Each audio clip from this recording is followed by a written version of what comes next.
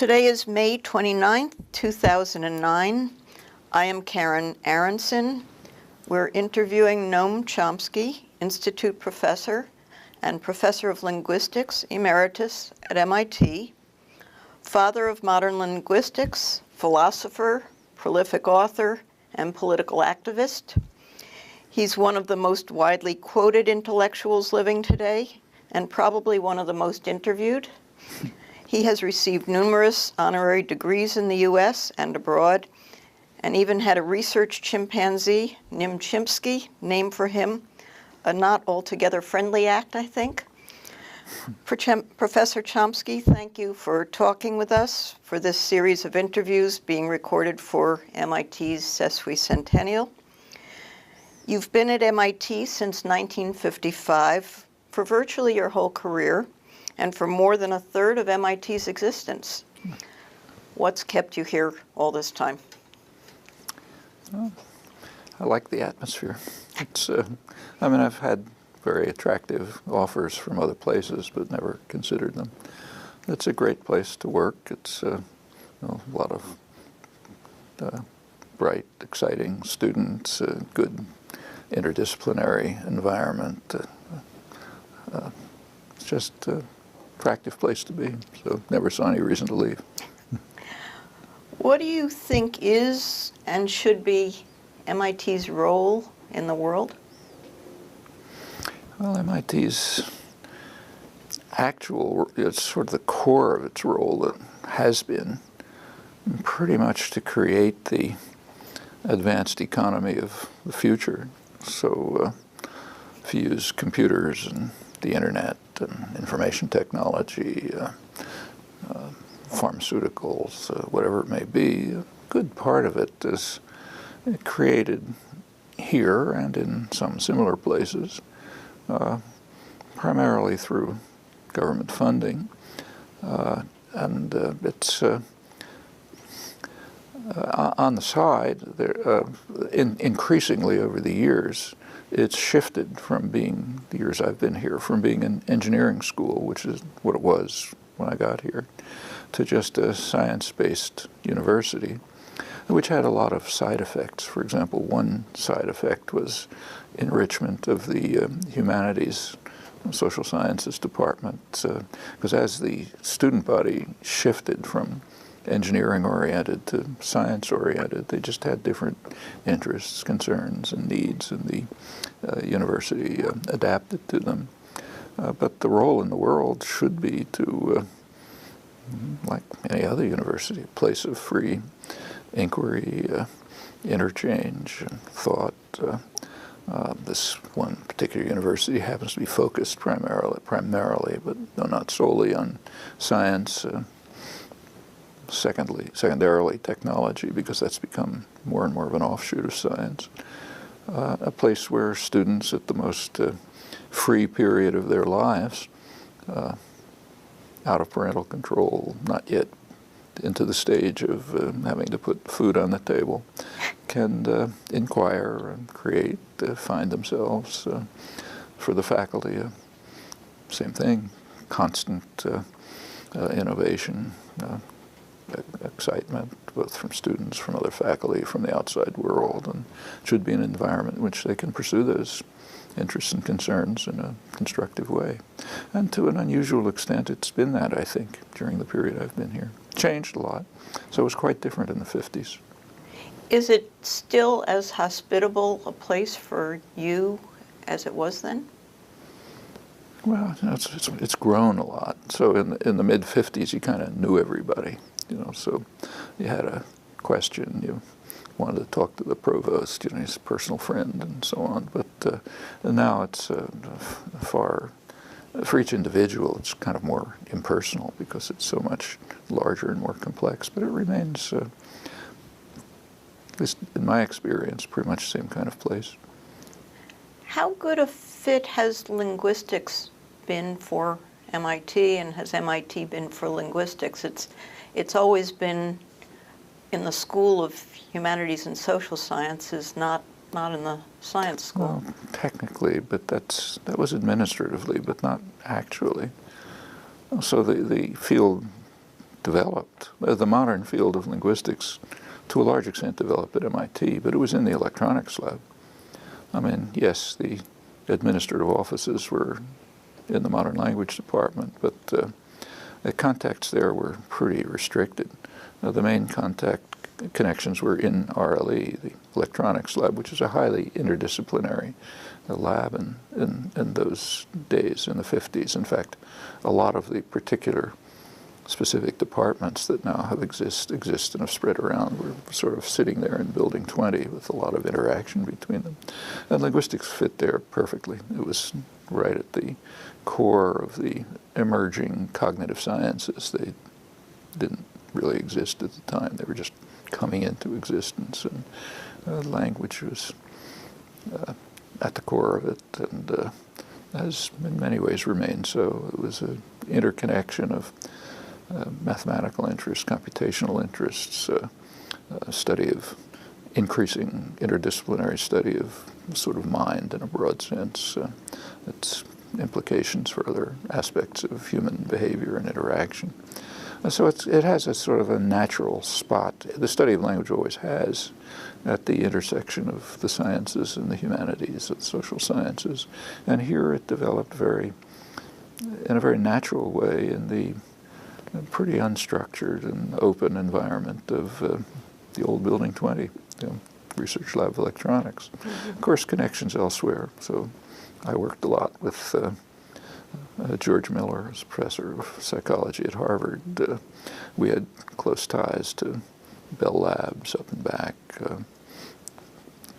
Lincoln Labs to an extent, but then the various expanding departments here. So psychology and the cognitive sciences weren't a separate program. They grew out of the RLE environment. Luke Teuber was one of those who And now that RLE and Building 20 are long gone, or not so long unfortunate. gone, are those connections still there? Or is there connections are there, but it's less intimate than when you're in the next room. So the disappearance of Building 20 was kind of a sad moment. In fact, there was an effort among some of us to try to preserve it as a historical monument, but Jerry Lettvin, who was almost at the point of that, old lady who won't give up her home when buildings are being constructed all over the place, but not quite. But it was a really wonderful place to work. First of all, there was no security, so you could be in day or night. Some students are practically living there, no guards at the doors. It's kind of astonishing to me that nothing was ever stolen, had a lot of equipment in it and so on. And of course, at the time, this was kind of like an urban neighborhood, factories, working class housing and so on. But it was kind of on the edge of the MIT campus at that point, too. Edge of the campus, but it was just a very, it's kind of a perfect research environment if you didn't mind windows falling out every once in a while or squirrels in the walls. But you could open the windows. Sort of. In fact, we once had my colleague, Morris Halley, and I were still in next-door offices, but we started in '55. We were off in one corner of RLE, which was a Second World War temporary building, Right. But it was incredibly hot over the summer, so we tried to put in an air conditioner, but you had to have permission, so we asked permission from the whatever chain of bureaucracy it was. And we finally got a note back saying we couldn't do it because it would be inconsistent with the decor of Building 20. I kind of liked that. So we bought one and asked a janitor to put it in for us. Nobody seemed to care. But the other thing in Building 20 was that it was a temporary building. You could move the walls around. So it was kind of randomized inside, which had very nice properties. So like, for example, I happened to find a little corner of it that didn't have a room but had no windows. So I figured I'm not going to use it for anything. So I asked if I could use it just for books. They said, sure, fine. So I had a big storage space for books. That was nice. And your current quarters, what are they like? Well, it's a very interesting building. You're in the new sitting Stata right, building. Yeah, it's right on the top Gary of where designed. Building 20 used to be. But Right. it's not really a place to work. I mean, so for example, and I do my work at home now. Like I don't even have a computer in the office, and it's for appointments, interviews, things like that. So for example, it has a slanted wall, which is not to make a lot of sense for a faculty office. I mean, what you need is a place to put books and a blackboard and things like that. But it's it's an interesting, attractive building. It's fine. Actually, I think it was built to be interactive, but Right. my impression is it's probably less interactive than the old Building 20 used to be, which wasn't built for anything. It was just put up, Right. Do you think that being at MIT has provided you with a kind of legitimacy as your professional career was beginning to develop and in your role as a political activist or in other ways? I don't think so. As far as the profession was concerned, in fact, it's a kind of an interesting fact that what happened in the United States has replicated throughout much of the world. Modern linguistics developed on the periphery of the academic system. So here at MIT, not at Harvard. And that's been true as it later expanded throughout the world. It was very different from the modern field developed in a manner which was quite different, in fact antithetical in many ways to the existing disciplines. And it was not it was not welcomed. So, for example, for years, I didn't publish in linguistics journals. I published in engineering journals or something like that. And in fact, I remember my first monograph, which came out in 1957, was published in Holland. But shortly after it, there was a review of American linguistics by somebody. And he had a footnote. He said, "Won't mention this because this is Dutch linguistics," that kind of thing. So it wasn't. We actually founded a new journal, Linguistic Inquiry, published by MIT Press, in large measure because the work that was coming out here, students and us couldn't really. There was no natural place to put it within the linguistics profession. I mean, in fact, it has interesting roots back in the tradition of linguistics, actually back to the millennia, back to the early Indian grammarians, but that had been almost entirely forgotten by the profession. I started working in it myself, but by now there's a field of a much richer field than there was of history of linguistics, but that came out of here to a significant extent, off on the periphery of the field. And as I say, that's replicated elsewhere. I know it was a while before people began to accept some of your ideas, and took a while for your first book to come together. But I just wondered whether the MIT luster even then may have helped convince some people, well, maybe we should be looking at it, MIT thinks he's good. I doubt it, because remember, MIT was an engineering school. Right. It was not then regarded as a major university. It's a place where you went if you wanted to build things. In fact, they had a very good math and physics department, but to a large extent they were service departments, teaching the engineers tricks so they could do things. What does being at MIT meant for your role as a political activist? I think it's maybe sometimes caused arched eyebrows and so forth. It's kind of ironic, the role that it played. Actually, not just me, incidentally. There were faculty peace groups in the 50s and the early 60s. And they were largely MIT-based, not Harvard-based. My own role was RLE, where I was 100% supported by the three armed services. And in fact, MIT altogether was, I think, about 90% Pentagon funded at the time. But it was also the center of anti-Vietnam War, academic center of anti-Vietnam War activism, resistance, teaching, and so on. And there was no interference. I mean, the record for academic freedom is very good. I mean, there are a few exceptions, but by and large, quite good. What do you think your being at MIT has meant for MIT?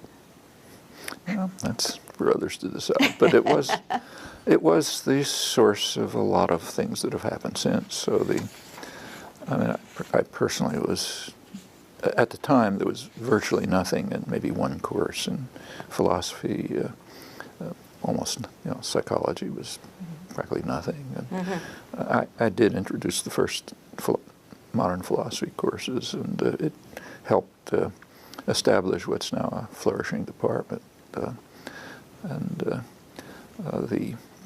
brain and behavioral sciences sort of grew out of the interactions, mostly at RLE in the late 50s, early 60s. I was part of it, along with others like Luke Teuber, who I mentioned. Yeah.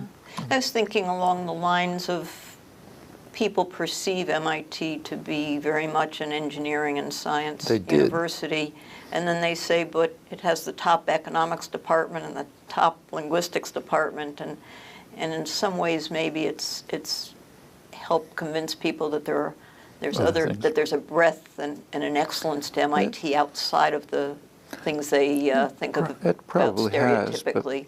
On the other hand, I think that's part of a broader development that took place since the 50s. As I say, at the time, it mainly was an engineering school. Right. So students were making things, build electric circuits, bridges. Right. Students took, if you were studying mechanical engineering and civil engineering, electrical engineering, you'd take quite a different curriculum. Right. Because it was oriented towards the technology of the time. Well, after the Second World War, there was a substantial change in the relationship between science and technology. I mean, there had always been a relationship. So Archimedes was a scientist, but contributing to armaments. But there was a qualitative change during and after the Second World War. I mean, the sciences became really essential to technology in a way that they hadn't been. They had been an aid. It's kind of like biology and medicine, Medicine, of course, is paying attention to biology, but couldn't contribute much. But this transition took place primarily at that time, and as it took place, it was reflected in MIT and to a certain extent stimulated by MIT, so it was an interaction. And it shifted the character of the institute altogether. Mm-hmm. So now it shouldn't really be called Massachusetts Institute of Technology. It's a science-based university. Students in the various fields take pretty much the same courses, maybe slightly adapted to their own interests.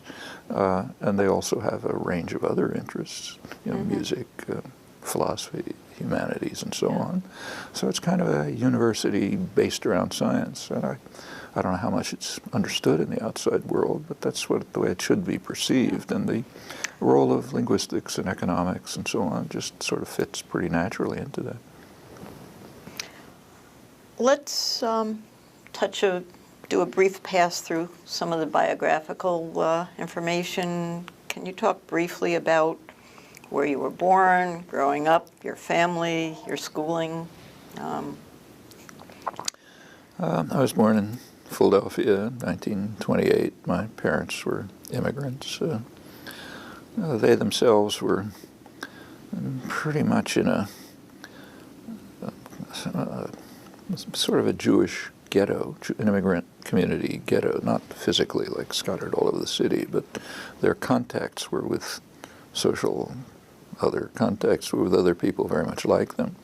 Now, the Jewish immigrant community was split into various different directions, and my parents happened to be involved in, well, for them the primary interest was revival of Hebrew. So my father was a Hebrew scholar, my mother was a Hebrew teacher. The language was being revived, the culture was being revived, and that's what they did.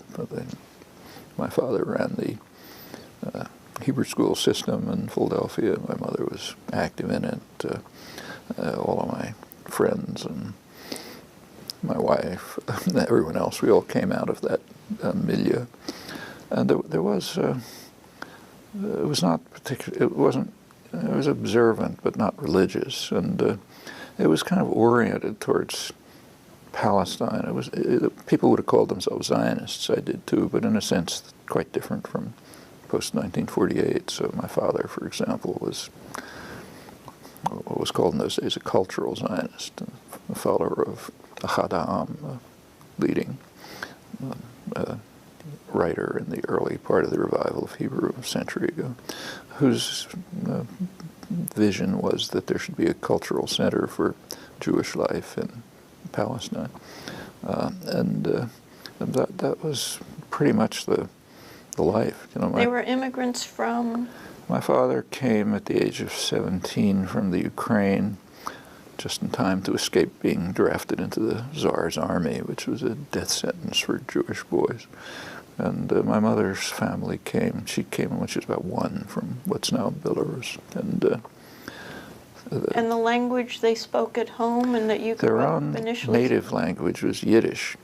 But right. There was a Kulturkampf going on in the Jewish community between the Hebrew-oriented and the Yiddish-oriented.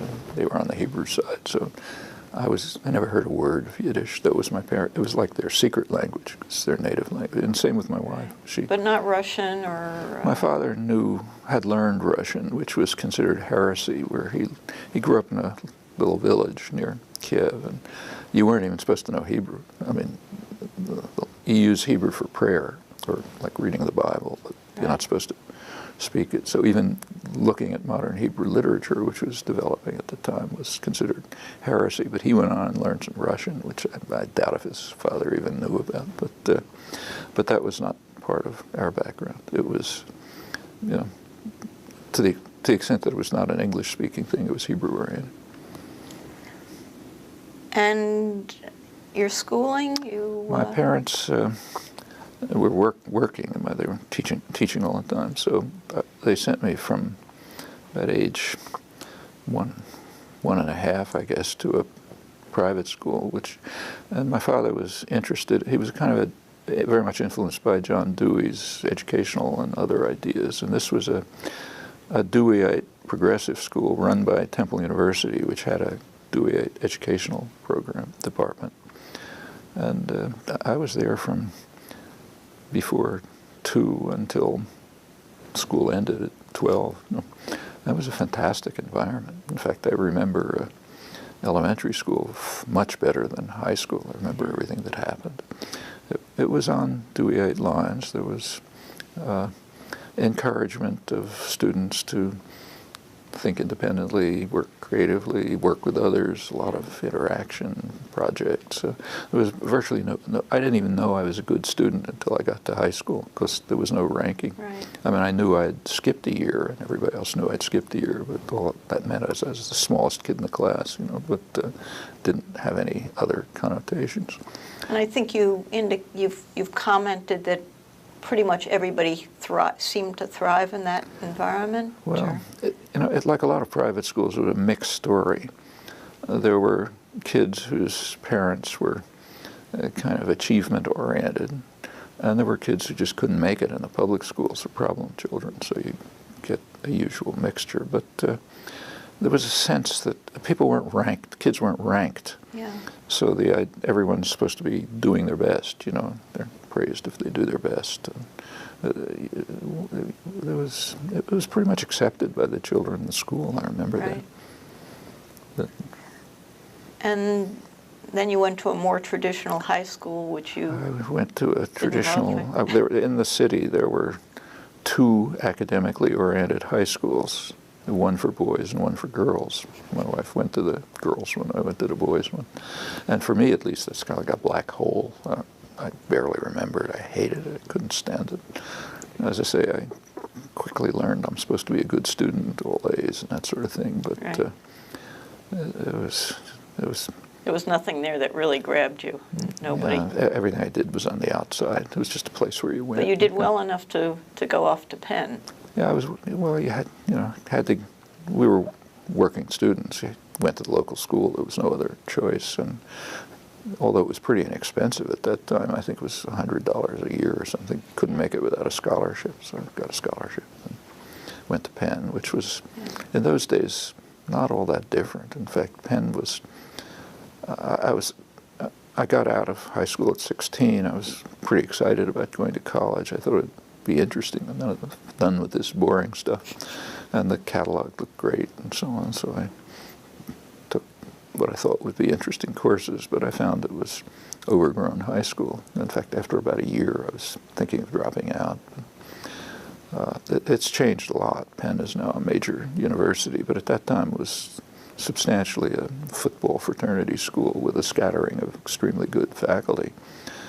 So the more academically oriented students who sort of found each other were, many of them, like me, had a variety of interests that weren't connected because you were kind of like attracted by a terrific mathematician, in my case, country's outstanding linguist, a few great philosophers, kind of these things. In fact, by the time I was a junior, I was mostly taking graduate courses and really didn't have an undergraduate education.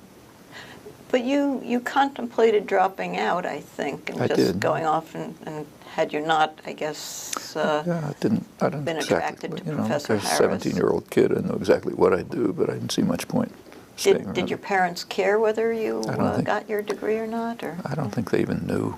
You know, in that generation, you just didn't talk much to your parents. There were a lot of things they didn't know about our lives. So, for example, we happened to be the only Jewish family in a mostly Irish and German Catholic neighborhood, which was rabidly anti-Semitic, in fact, pretty pro-Nazi during the 30s. And there was these boys in the street, you know, you sort of figure out what's happening. But my parents never knew. We never talked to them. They didn't ask. You know, Interesting.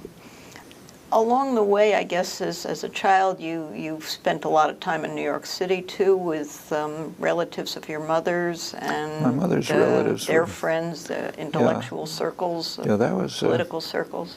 That was a different crowd. I mean, her family, at least the part I got involved in, was mostly unemployed working class, pretty radical.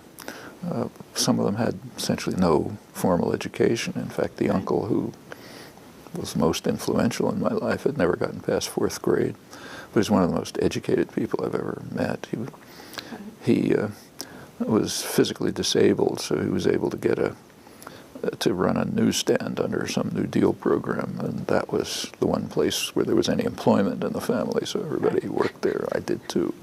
And he collected a circle of European emigres around him who used to hang around the newsstand and have discussions and political talks, and German psychiatrists and so on and so forth. It was pretty lively. In fact, for years I thought there was a newspaper in New York called the News and Mirror, because as people were racing out of it was at a subway stop, and people would run out and ask for the News and Mirror.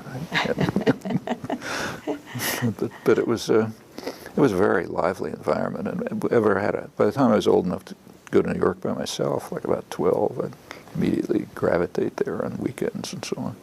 And it became an education of a different sort. It became an sort. education, and I had another related education there. That's around 1940, approximately, and there was a big refugee population in New York. A lot of people fleeing from fascism, and in New York at that time, I guess 4th Avenue from Union Square down south was full of little bookstores run by some guy who was a Spanish anarchist or something like that. They had real intriguing material. I spent a lot of time hanging around those. The anarchist offices, Freie Arbeiterstimme office, I guess it was in Union Square, and spent time there. A couple of my relatives, and particularly my uncle, were also very much involved in such things. And I just got a totally separate political education. In fact, the first article I wrote was in 4th grade, so it would have been, I was 10, I guess 1939. Yeah, I know exactly when it was, because it was right after the fall of Barcelona, so it was February 1939. And it was about the fall of Barcelona, the spread of fascism in Europe. It was just a large part of. So you made it out of Penn and this got is long recommended before I got for to your... Penn. Yeah, this is long before I got to Penn. Right. In fact, what drew me back to college at Penn was meeting Zelig Harris in a political context, shared political interests. And he was a professor at Penn. I didn't know it at the time, but he was the leading linguist in maybe the world or the country. But and he kind of, in retrospect, I think he was trying to talk me into coming back to college or something. But at the time, he just suggested, he knew I was planning to drop out or thinking about it. He just suggested I take some of his graduate courses. And then he suggested a couple of other faculty members, in particular in philosophy and math, and suggested I take their graduate courses, and it kind of went on from there. So you did get through college, and then got recommended for the college, Society of junior Fellows. fellows at Harvard, and that's where you did a lot of the thinking about your linguistic theories. Yeah, that was, I was there for 4 years, and it was a research fellowship with no particular constraints, so you could sit in a desk in Widener Library in those days and have the whole resources of the library, the university, a lot of bright young colleagues. So a very intellectually stimulating environment, and again, free to explore. In a way, it was back to elementary school, an environment where you're free to explore. Right, or the streets of New York and the bookstores along Fourth Avenue. Yeah, so as long as I just skipped that academic high school, which is kind of like a continuity. How did you develop your theories that define modern linguistics? Where did your ideas come from? Well, partly it was just having acquaintance with other fields like logic and foundations of mathematics, other things. There are concepts that were developed there which did seem to me to be applicable to the study of language. Now, at the time, well, I'll just give you an example. At the time, the way when I was an undergraduate student formally in linguistics, a standard, say, term paper would be to go to the International Journal of American Linguistics, a journal where people did descriptive studies of American Indian languages, and take one of the articles, phonology of Cherokee or something, and do what was called a structural restatement. That is, restated in a more elegant form, using procedures of analysis. It was sort of like inductive procedures of analysis, which were most extensively developed in Zelig-Harris's book, which the first edition of his book was called Methods in Structural Linguistics, and that's what it was. It was methods. In fact, I learned the field from proofreading the book for him when we met, and he was sort of, I presume, enticing me back to college or whatever it was. He asked me if I'd proofread the galleys, so I did, and I kind of learned the field that way. But that's what you learned methods, you applied them, and you got a restatement of the descriptive data. And that's what we did. When it came time to do a undergraduate thesis, Harris suggested to me that I do that with modern Hebrew, which I knew fairly well, not perfectly, but well enough. So I started to do it the way we were taught. You get an informant, Israeli informant, that was just about, from the Jewish community in Palestine, Hebrew speaker, native Hebrew speaker, and ask. There's field methods. You're taught how to elicit data from an informant. So I'd use the field methods, get the data, and start organizing it according with the methods. And after a while, I was working entirely by myself. It just seemed to me that this is senseless. For one thing, I know the answers to everything I'm asking him, except for the parts I don't care about, like the pronunciation, because I don't care about pronunciation. So what's the point? So I just sort of put it aside and did what seemed kind of obvious. And intuitively, it is obvious, namely write what's now called a generative grammar.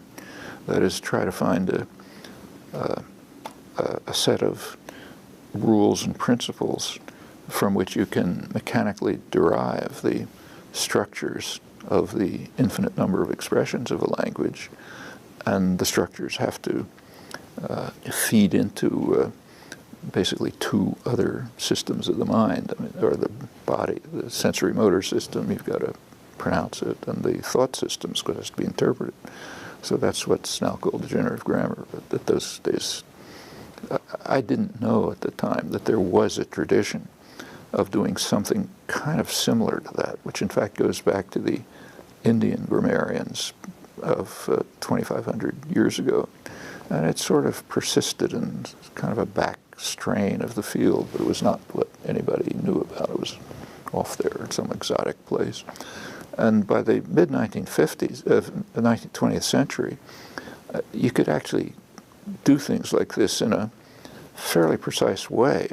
In the 30s, 1930s and the 1940s, that was the beginning of the really extensive and careful development of what's now known as the theory of computability. There were major results in the field. Theory of computability, recursive function theory. I was studying these things on the side. And it did give the ideas were kind of in the air, but this made them readily available in a precise enough form so that you could actually formulate what was what later came to be called a generative grammar in these terms.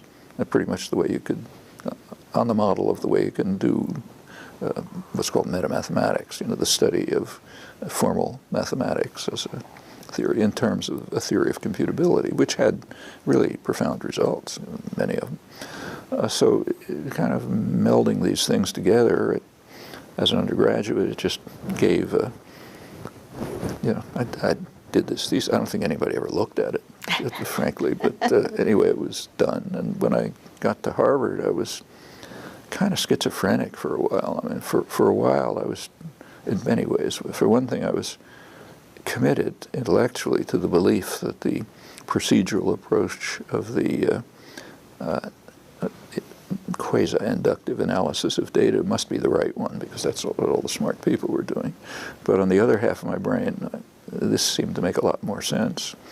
And I sort of tried to work on both for a while. And at some point, in fact, I remember the exact point, in 1953, my wife and I were taking the graduate student backpacking trip to Europe. So we were on some old half-sinking boat and going over to Europe, and I was completely seasick. And I don't know what. Anyhow, it just occurred to me that I was actually getting results from the generative grammar approach, while the other approach was just kind of technical formalization, which wasn't going anywhere. So I kind of decided, okay, I'll drop that and continue with the generative grammar. Meanwhile, there was a side issue. This was the period of behavioral science. So the social sciences, psychology, they were studies of behavior. And that had a kind of a similarity to the structural linguistics of the period. The topic was data, and the problem is how to control, organize, to organize and describe data, and to control performance. That's what behavior psychology was, and that was just everywhere. It was Cambridge, for example, where I was. These were the dominant thinking: philosophy, psychology, linguistics, social sciences, and it just never made any sense to me. I wasn't alone. There were a few of us. But did you sit around and kick around ideas with friends, or did you mostly sort of noodle about this in your own mind, or how did you work? There was a small group of graduate students who were kind of resistant to the prevailing sentiment. So one of them is Morris Halley, who was at Harvard with you. He was at Harvard with me, though he was a student at Harvard with me, but he was actually starting to teach at MIT. Right. He was working in phonetics labs, so he was working here. And I don't think he was teaching, but he was in the labs at MIT. In fact, my wife was working in the same lab in the early 50s. I met Morris through my wife. Another was Eric Lenneberg, who went on later to become the founder of what's now called biology of language. Went on to medical school and did work. And there were a few others. One of them was a junior fellow, same place I was, Peter Elias, who was a mathematician whose specialty was information theory, and we did a lot of discussion and work together. He ended up being chair of the electrical engineering department at MIT. But there was a very small number. Just a few of us just didn't fit with prevailing attitudes. And were you aware at the time of how transformational your ideas would become? I mean, did you step back and kind of look at? Well, you know, there was very little. We were talking to each other. Yeah. In fact, the first person from outside this small group of students who became at all interested was George Miller, who was a professor of psychology at Harvard.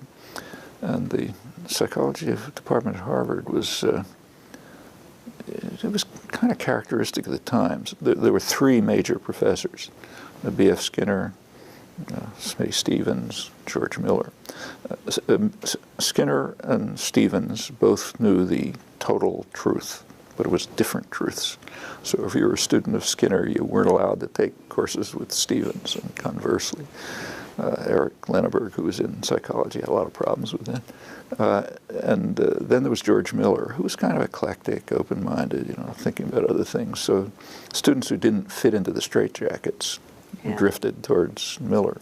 And I met him. He was kind of interested in what I was doing, and we actually spent a summer together in Stanford working on this stuff and teaching it. But even with that, there was essentially no resonance. I mean, the book that I was writing, I was writing a book on my own at the Society of Fellows. It was finished in 1955, and you know, my wife and I ran off about 800 pages on hectographs. I don't know if you ever saw them, but everything in the world turns purple when you run them. Yeah. We ran off a couple copies, 20 copies for friends, and somebody suggested that I submit it to MIT Press, which I did, but it came back pretty soon with pretty sensible comments. They rejected it, but the comments from the reviewers were that they hadn't a clue what it was. There's no such field. Where does it belong? You know. Right. So this doesn't. So they said it just doesn't make any sense. You know. So it did. What was your reaction? Their reaction. My reaction. Well, I didn't care much. You know, it was. I was at the age where I mean, here we are, we're supposed to be at the frontiers of knowledge, and that's what this is? Or? Well, there was no interest in it outside. Right. So, but it didn't matter, you know. In your early 20s, you're thinking about what you're doing. You don't really care what the world thinks. Yeah. So.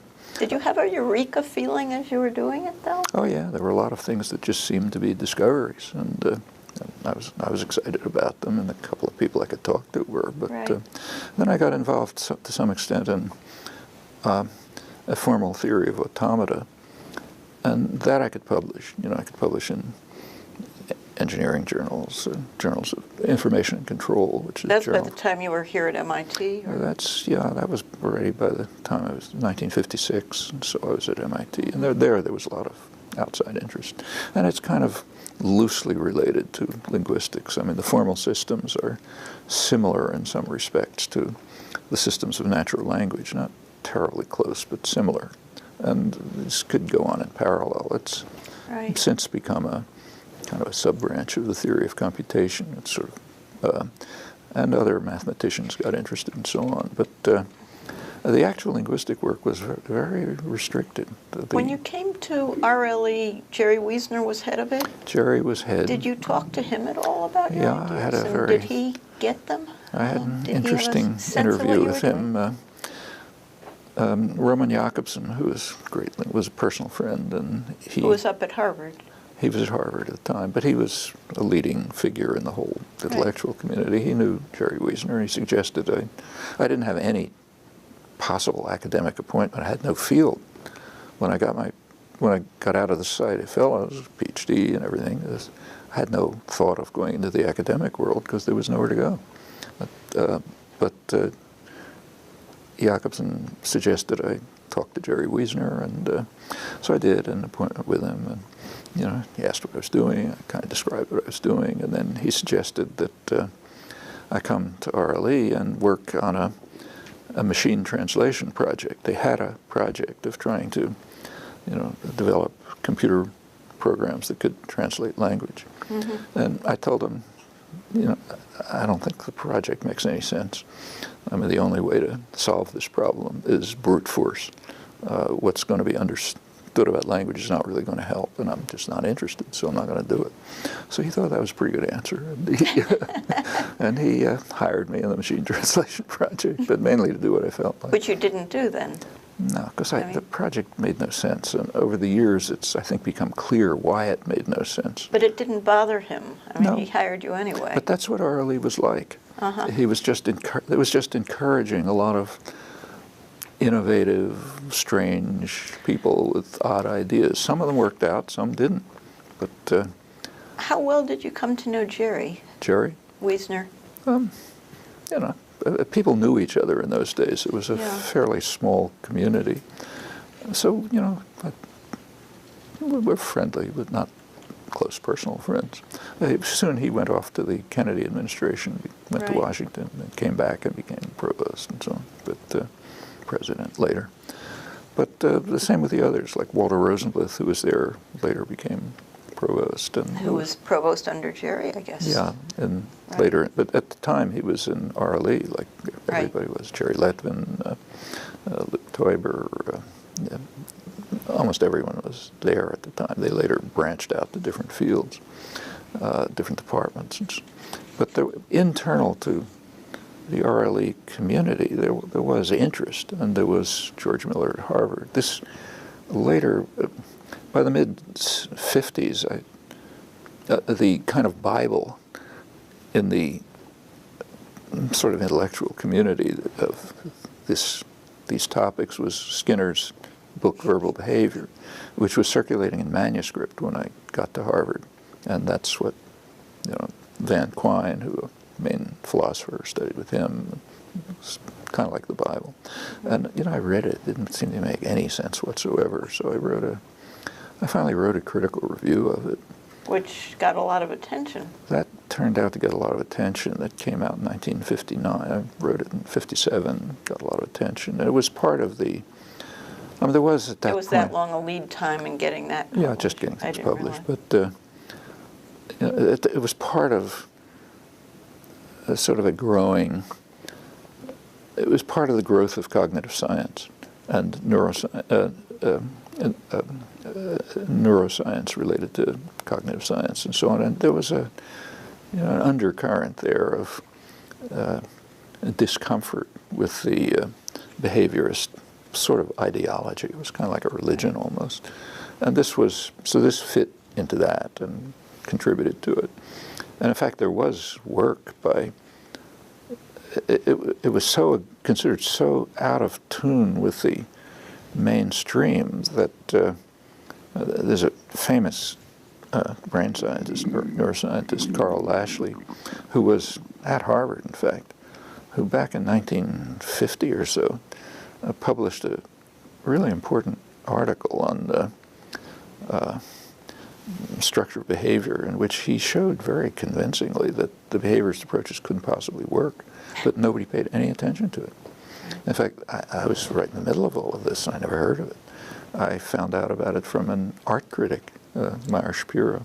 And I read it, and I saw, look, this is really important. So my review of Skinner may be the first article that even referred to it. In those days, you couldn't do a database search easily, but I couldn't find any reference, nor could anyone else. And it was apparently novel to the people I showed it to. But then there were a couple of other things like that within comparative psychology, which was at those days pretty different from experimental psychology. There was work coming out that was just inconsistent with the behaviorist approach. There was also another development was ethology.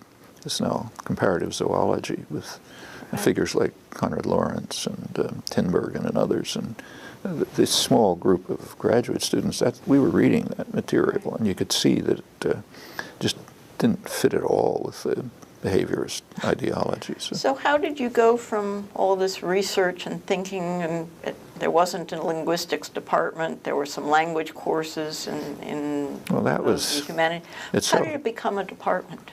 I mean, how did we become a department? The formal, bureaucratic, whatever. Well, we were in the modern language department, and we had to pay our dues by teaching. Morris, who was there, I forget, he was probably teaching German or French or something, whatever he was doing. But I really didn't know any languages. I mean, I'm not that kind of a linguist. And the only courses I could teach were, in those days, they had cram courses for PhD students to help them fake their way through reading exams. And fake is the right word. Mm-hmm. These were a residue of the pre-war period. I mean, pre-Second World War, if you wanted to be a civil engineer, say, you had to know French and German because the United States was kind of like an intellectual backwater. The main work was being done in Europe. But all of that changed totally during the Second World War for obvious reasons. And none of the graduate students were ever going to read an article in French or German, almost unbelievable. But they still had the residue of the exams. And the only way to deal with it was for the modern language department to run courses in which you taught graduate students enough tricks so that they could fake their way through the exam and then forget about it. And the exam would be, had to read and translate a paper in their own fields. Well, you know, you take a look at a paper in your own field, you understand the formulas, you know, you understand the international words, and you learn that the verb is over here instead of over here, and so on. You can kind of fake your way through it. Those are the courses I was teaching. Sometimes they were quite funny. But so to jump from there to a department, a real department. I was allowed to teach an undergraduate course in linguistics and philosophy, modern linguistics, and my own our kind of work, and modern philosophy. There was nothing like that at the time. And after a while, students were interested. So, in fact, a number of the students went on and became professionals, and actually one of them was chair of a linguistics department somewhere. There were mathematicians who became interested, and so on. There was a certain increase in interest among undergraduates, and by that time we were getting visitors from outside who just heard about it and wanted to know something about it. And by about 1960, we had one visitor who was at a point where he could get a PhD, but there was no PhD department, so the electrical engineering department agreed to let him get his PhD in Turkish nominalization in the electrical engineering department. But it was sort of reaching the point where you could think about a graduate department. And MIT was pretty free and open, so they agreed that we could establish a graduate department. And shortly after that, also in philosophy, because that was building up a similar way. I was, again, very much involved in the appointments and teaching and so on. So the department just sort of formed around 19... This was under Stratton or, no, a graduate. Howard Johnson? Or? No, this was still under 1960. It was early 60s? Yeah, then J. Stratton, I guess.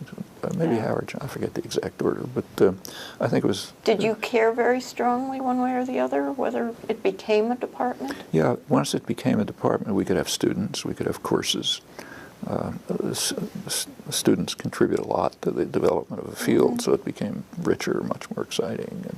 And the early graduate students went off and started their own departments, which is hard. You know, they had to try to work their way into the field.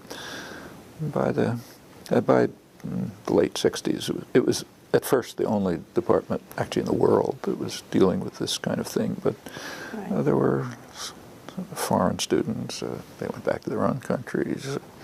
And gradually, by the 70s, it was kind of, you know, there were at least bits and pieces all over the place. Did you do much pushing to make it a department, or did Morris do that? Or, I mean, so who did the organizational work, so to speak? He did most of the dirty work. You know. He did most of that, you know, luckily for me. Because but it wasn't that we were pushing against any. There was no resistance to it. It was kind of like, sounded like an interesting idea. Fine, let's go ahead. You know. It was just it had somebody had to gathered initiate some it. kind of critical mass, and it made sense to and work through. It was a pretty limited bureaucracy in those days. I mean, the move from working in an office at RLE to talking to the president was a very brief move. You know, not a lot of stages in between. And as I say, most people sort of knew each other. Yeah. You know. I'd love to talk a little about that same period, but the other side, what it was like to be an anti-war activist at MIT in the 60s and 70s. Well, you have to remember the environment. The war in Vietnam actually started in 1962. That's when Kennedy started the bombing of South Vietnam and Right. chemical warfare to destroy crops and livestock, rounding people up into camps and so on. But there was no protest. I mean, just non-existent. It was a very quiescent period all over the country, in fact. I mean, the first talks I was giving were in somebody's living room or in a church with 4 people or something like that. By the mid-60s, some activism was developing. Actually, in 1965, this is all on my own time. I had nothing to do with MIT. I started organizing national tax resistance, or trying to, and within a year or two, it was much broader resistance. In fact, by 1968, I was coming up for federal trial. In fact, it was expanded, and I was giving lots of talks and so on. Meanwhile, I introduced, with a friend who's also on the faculty, we introduced undergraduate courses on social and political issues. This was Louis Kampf? Louis Kampf, but I did it on my own time. He did it as part of his, it sort of fit into his department, but for me it was just, my own time. And by the late 60s, he had hundreds of students. And meanwhile, the mood in the university was changing. Student activism was kind of taking off. Here was late, but by 1968 it was substantial. There were major events that took place, which had a big effect on the Institute. So there were just a small number of students who were active, but they kind of galvanized the place. It must have been late 1968 or so on. Late 1968, the students decided, I didn't think it was a good idea, but they went ahead to set up what was called a sanctuary for a deserter. There was a Marine deserter, talked to him, made sure he understood what he was doing, understood the consequences and so on. And they just set up a room in the student center and had a press conference that nobody came to. And they said, well, okay, we're going to stay with this Marine deserter until the FBI comes and picks him up. Within about a week, the Institute was half shut down. I mean, half the student body was over there all the time. It was 24 hours, seminars, rock music, everything of the kind that was going on in those days. And it had a tremendous effect on the student body. It had an effect on the Institute. One of the effects was that it just raised in the student body and some of the faculty an awareness that we should be thinking about what we're doing. And then came March 4th, 1969, when the Institute was closed for a day, just for seminars and discussions and meetings about uses of technology. How do we think about the consequences of what we're doing instead of just making stuff? We ask what it's for, or what we should be doing. Should we be doing something else? That was really individuals had thought about things like this, but this was really the first time that there was an organized concern about it, and out of that grew a lot of things. In fact, the Institute just changed radically. I mean, these became central topics. The Union of Concerned Scientists came out of that. Henry Kendall, who was a Nobel Prize physicist and had been a Pentagon planner, he was working on planning bombing in Indochina, but he kind of, I remember we talked about it, just kind of went through a personal conversion and thought, we've got to change this. And he became a leading figure in the physics department in what became the Union of Concerned Scientists, and a lot of other things developed out of it. But and it did change the atmosphere of the Institute a lot, so these are now kind of live issues ever since. Did you and Jerry Wiesner ever sit down and talk about what was being done and how it was being done? Did he reach out to you because as the students got more Well, he wasn't very happy about aggressive? it. I mean, he was, kind of on the extreme dovish side of the sort of Kennedy administration, and he never really accepted the fact that the students and the activists considered him a kind of a collaborator, because he thought he was taking a strong stand against, the war, nuclear weapons, and so on. But from the students' point of view, and the activists' point of view, that wasn't the case, and there was never really a reconciliation. No. So. But you weren't altogether comfortable, I think, with some of the aggressive tactics that the students used in the end? No, there was, by the late 60s, I mean, the student movement really had a very brief existence, you know, a big effect, but a brief existence, a couple of years. So it started in the early 60s, civil rights movement and so on, but gradually grew. By the late 60s, it was a huge phenomenon. By 1969, it was falling apart. It literally, I mean, the main... There were the November actions, I guess. Not just that, but it was, you know, it was that, but a lot more. The main sitting group... in the president's office. Yeah, that was happening here, Columbia, other places. I wasn't in favor of it myself. I didn't like those tactics, but Students for a Democratic Society, SDS, which was the nationwide student organization, had a rapid expansion in the late 60s, but by 1969 it was collapsing. It broke up into two wings, one of them sort of Maoist and the other the Weathermen.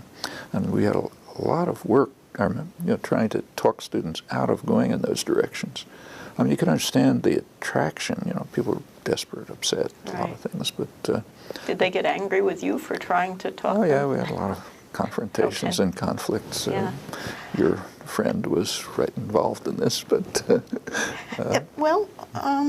a lot of them took a very sensible... in the face of the criticism, the MIT ended up setting up what was called the Pounds Commission. Pounds Commission was set up to advise it on what it should do with the two research labs that were seen as being instrumental to varying degrees in the war effort. Well, it was... You were named to that committee. It was more than that. Were you surprised that you were off? No. It was a little difficult. Did you have any hesitation about serving, or did you consider saying no? Personal hesitations, because I had arranged to teach in Oxford for a semester. I was the John Locke lecturer at Oxford, and that was the semester in which they wanted the Pounds Commission to meet. Right.